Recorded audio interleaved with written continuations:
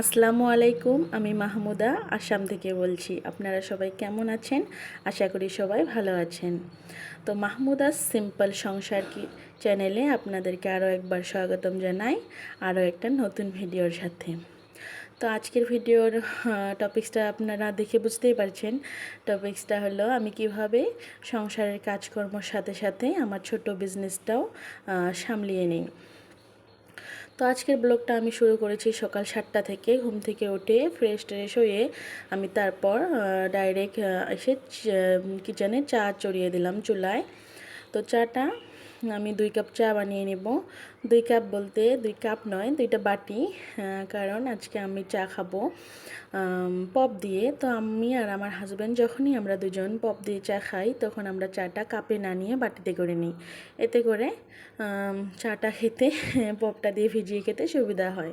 তো আপনারা যারাই আমার মতো করে পপ দিয়ে বাটিতে পপটা ভেঙে চা খান, তারা কমেন্ট বক্সে জানাবেন। তো আমি আর আমার হাজব্যান্ড দুজনে চা খেয়ে নেওয়ার পর আমি আমার বিজনেসের কাজে চলে এলাম। বিজনেসের কাজ বলতে আমি একজন হোম বেকার বলতে আমি ঘরেতে বসে হোমমেড ফ্রেশ কেক বানাই এবং কেকের ক্লাসও করাই। তো আজকের কেকটা ছিল একটা ছোট প্রিন্সেস, একজন ছোট মেয়ের জন্য। তো তার বার্থডে ছিল। তো তার মা আমাকে কল দিয়ে বললেন, হ্যাঁ আপু, আপনার অনেক ভিডিও, অনেক ফটো আমি ফেসবুকে দেখেছি, তো আপনি প্লিজ আমার মেয়ের জন্য একটা বার্থডে কেক বানিয়ে দিন। কেকটা হবে ডল কেক, চকলেট স্পঞ্জের কেক, আর কেকটা কালার হবে পিঙ্ক কালার। তো সেটাই প্রস্তুতি নিয়েছিলাম আর সেটাই বানিয়েছিলাম। তো আমি এখন কেকটা বানানোর জন্য যেগুলো জিনিস লাগে, ময়দা, baking powder, baking soda, cocoa powder, milk powder, সেগুলো ভালো করে মিশিয়ে নিয়েছি। নিয়ে তারপর ভালো করে চেলে দই, চিনি, যেগুলো লাগে কেক বানানোর জন্য সেগুলো দিয়ে ভালো করে মিশিয়ে নেব। তো তার মাঝখানে একটা কথা বলি, কেক কেক যখন আমি বানাই, অনেক কাস্টমারে আমার কেকের দাম নিয়ে যে একটা কেক 800 টাকা, 1000 টাকা কেজি বা 1200 টাকা কেজি, এত বেশি কেন? আপনারা তো হোম বেকার, সেই ক্ষেত্রে আপনারা প্রাইস কম রাখবেন। তো দেখেন, আমরা তো প্রাইস কমই রাখি হোম বেকাররা। বেকারির তুলনায় আমার প্রাইস কমই থাকে। তথাপিও কাস্টমাররা বলবেই যে এত দাম কেন। কিন্তু যারা যারা আমার মতো হোম বেকার আছেন, শুধু তারাই বোঝেন হোম বেকারের কষ্টটা। কেক বানানোটা যতটা কঠিন, তার থেকে অনেক বেশি কঠিন হলো কেক বানানোর পর পুরো বাসাটার যে হালত হয়, কিচেনটার যে পরিমাণ নোংরা হয়, সেটা গুছিয়ে নিতে পুরো বেলাটাই চলে যায়। তো আজকে ভিডিওটাতে আপনারা দেখবেন আমি কেক বানানোর পর পুরো কিচেনটার কীরকম নোংরা হয়, আমি কিভাবে পরিষ্কার করে নিই, সবটাই আছে, আপনারা দেখবেন। আর আবারও বলি, ভিডিওটা না টেনে পুরোটাই দেখবেন। আর ভিডিওর কোথায় যে কোনো একটা অংশ যদি আপনাদের কাছে ভালো লেগে যায়, তবে লাইক করে, কমেন্ট করে, পাশে থাকা বেল আইকনটা প্রেস করে আমার সঙ্গে থাকবেন। যেহেতু আমি ফার্স্ট ভিডিও করতেছি, তো অনেকে অনেক কিছুই হয়তো ভাবতে পারেন যে এত নার্ভাসে কথা বলার কি আছে, বা ভিডিওই তো করতেছে। কিন্তু দেখেন, ফার্স্ট ভিডিও, অনেকটাই নার্ভাস লাগতেছে। আপনারা হয়তো আমার ভয়েস শুনেও সেটা বুঝতে পারতেছেন। তো যদি কোনো ভুল ত্রুটি হয়ে থাকে, নিজের মানুষ বলে, নিজের আপু বা ছোট বোন বা বড় বোন, যেটাই মনে করেন না কেন, সেটা ভেবে কোথায় ভুল হয়েছে সেটা কমেন্ট বক্সে কমেন্টের মাধ্যমে আমাকে জানাবেন আর আমার পাশে থাকবেন। এতে করে আমি খুশি হব। তো কেকটা আমি বানিয়ে নিলাম। আর কেকটা আজকে আমি ওভেনে বা কোনো তন্দুরে বানাবো না, কেকটা আমি কড়াইতে বানাবো। আর আমি সব কেকটাই কড়াইতে বানিয়ে থাকি। এতে করে অনেক সুবিধাও আছে। যদি কোনো বড় কেক বানানো হয়, সেটা বড় কড়াই দিয়েও আমরা করতে পারি। তো যেহেতু এটা ডল কেক, তো একটু বড় সাইজের কড়াই আমার দরকার।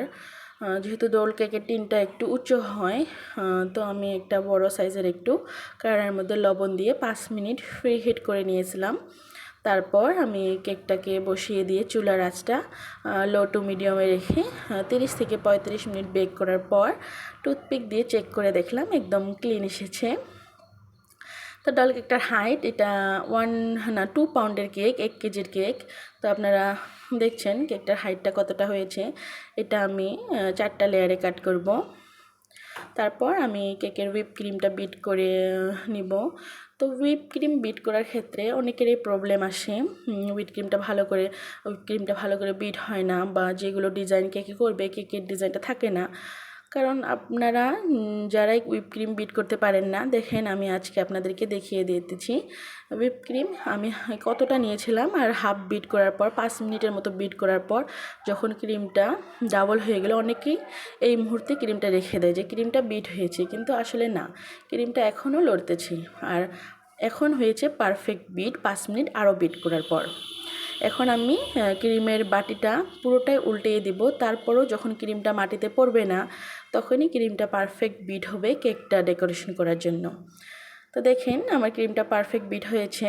এখন আমি ক্রিমের বাটিটা উল্টিয়ে দিচ্ছি, তথাপিও ক্রিমটা পড়তেছে না নিচে। তো এখন আমার ক্রিমটা পারফেক্ট বিট হয়ে গেছে। এখন আমি আমার এই ক্রিমটা দিয়ে কেক ডেকোরেশন করতে পারবো।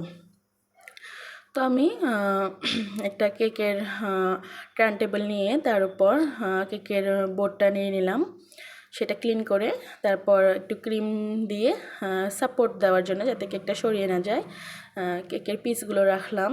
তারপর অনেকে সুগার সিরাপ দেয়, সুগার সিরাপ আমিও ইউজ করি, তবে আজকের কেকটা একটু টেস্টি করার জন্য আমি এই জায়গায় দুধ তার সঙ্গে পাউডার সুগার মিশিয়ে সেটা দিয়ে দিলাম একটু সফট করে। তারপর আবার ক্রিম দিয়ে কেকটার উপরে, যেহেতু চকলেট কেক, তো চকো চিপস দিয়ে দিলাম। তারপর যেহেতু এটা কাস্টমাইজ কেক, আপুটা বলেছিল যে কেকটা ওনার বেটি পিঙ্ক কালার পছন্দ করে, আমার মেয়ে, তো ওনার মেয়ের জন্য পিঙ্ক কালার কেক বানাতে হবে। তো আমি কেকটা হালকা পিঙ্ক কালারে রাখলাম।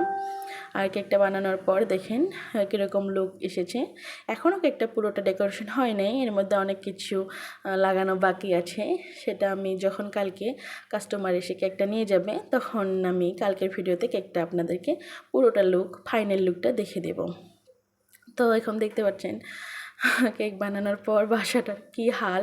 আর আমি আজকে বেডরুমটাও গুছিয়ে নেই।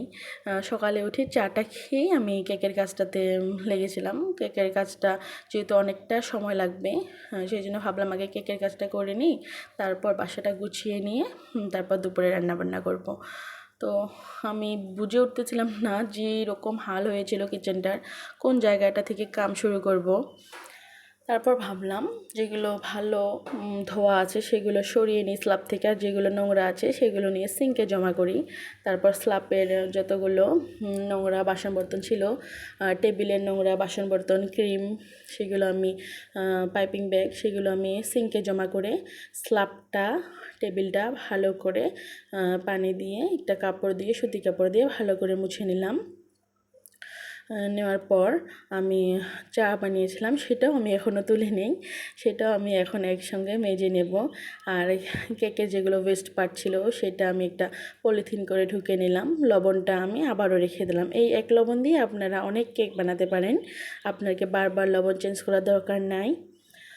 তো যখনই আমি ক্রিমের কাজ করার পর বাসন ধুতে যাই, তখন সিঙ্কটার যে কী হালাত হয়, মানে ক্রিমটা অনেক পিছলা হয়। সেই জন্য যখনই আমি ক্রিমের বাসন ধুতে যাই, সিঙ্কে পুরো পানি জমে যায়। আর আজকেও তা হয়েছে, আপনারা দেখতেছেন আমি বাসনগুলোর থেকে ক্রিমটা সরিয়ে নিয়ে ভালো করে ধুয়ে নিচ্ছি। তারপর ক্রিম দিয়ে সিঙ্কটা পুরো জমে গেছে। আমি পলিথিন করে সব নোংরাগুলো ক্রিমগুলো পলিথিন করে তুলে নিলাম। তারপর বাসনগুলো ভালো করে পরিষ্কার করে নিচ্ছি। তো আমি আবারও বলছি, ভিডিওটার যদি যে কোনো অংশ আপনাদের কাছে ভালো লেগে যায় তবে একটা লাইক করে দিবেন। আর কমেন্টের মাধ্যমে আমার ভুলগুলো বা কোনো ভালো লাগা থাকলে আমাকে বলবেন, এতে করে আমি খুশি হব, অনেক কিছু শেখা হবে। ভিডিও করার মানে যে শুধু উপার্জন করা বা আমি অনেক টাকা কামাবো সেটা না, অনেক কিছু আমি শিখতে পারবো আপনাদের কাছ থেকে, আমার কাছ থেকেও হয়তো আপনারা কিছু শিখতে পারবেন, সেটাই। তা যদি ভিডিওটা ভালো লেগে থাকে তবে লাইক করে দিবেন আর কমেন্ট করে দিবেন, আর সাথে থাকা বেল আইকনটা প্রেস করে দিবেন। তো আমি কিচেনটা গুছিয়ে নেওয়ার পর আমার বেডরুমটাও গুছিয়ে নিচ্ছি। বেডরুমটার কাপড় জামা সবগুলো ভাঁজ করে ভালো করে রেখে দিচ্ছি। তারপর ফার্নিচারগুলো ভালো করে একটা কাপড় দিয়ে মুছে পরিষ্কার করে নেব। পরিষ্কার করে নেওয়ার পর আমি ঘর ঝাড় দিয়ে ভালো করে মুছে নিব। তো ঘর দুয়ারগুলো ভালো করে মুছে নেওয়ার পর দেখতেছেন আপনারা কেমন লাগতেছে।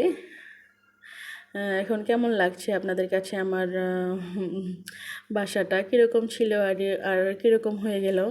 অনেকটাই কষ্ট হয় কেক বানানোর পর। তো আজকের ভিডিওটা এখানেই শেষ করলাম। আশা করি আপনাদের কাছে ভালো লাগবে।